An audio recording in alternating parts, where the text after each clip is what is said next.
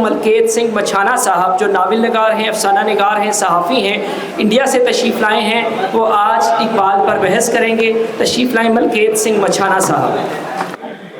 सारे जहां से अच्छा हिंदुस्तान हमारा, हम बुलबुलें हैं इसकी, ये गुलस्ता है हमारा। इतना बुलंद पाए का कलम बंद करने पर, इतने बड़े शहर पर ये इतना उम्दा प्रोग्राम करने पर मैं जहाँ की इंतजामिया को बहुत बहुत मुबारकबाद देता हूँ। इल्लामा इकबाल की अहमियत असर हाजिर में भी नाकाबिल फरामोश है, क्योंकि उनकी शायरी और फलसफा आज के चैलेंज के तराजर में रहनुमाई फराहम करता है। उनके तसव्वुरात खुदी, आज़ादी और उम्मत मुसलमान की बेदारी जदीद दौर के मसाइल जैसे शनाख्त का बहरान, सकाफती गुलामी और समाजी इंसाफ के लिए आज भी मुतलका है।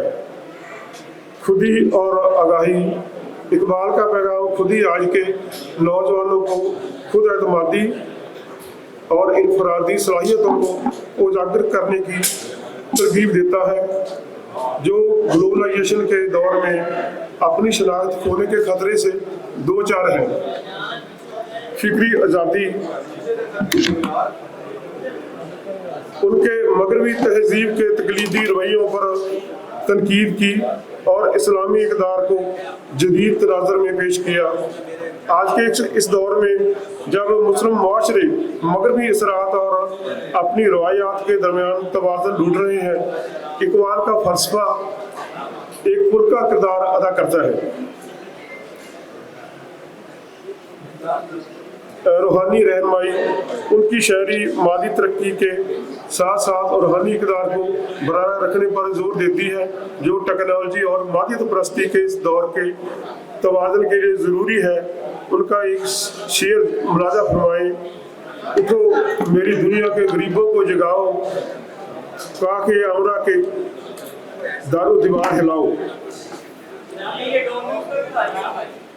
इल्लामा इकबाल बाबा गुरु नानक को अजीम रहनुमा के तौर पर पेश करते हैं और शेर कहते हैं, फिर उठी आकसा तौहीद की पंजाब से, हिंद को एक मर्द कामल ने जगाया ख्वाब से। इल्लामा का कलाम आज भी समाजी नाइंसाफियों के खिलाफ जद्दोजहद की अलामत है। इकबाल की फिक्र आलमगीर है और सरहदों से मावरा होकर इंसानियत को मुतासर करती है। उनका पैगाम इत्तेहाद, जद्दोजहद और खुदी आज भी आलमी सतह पर इंसानों के लिए मशले राह है। शुक्रिया।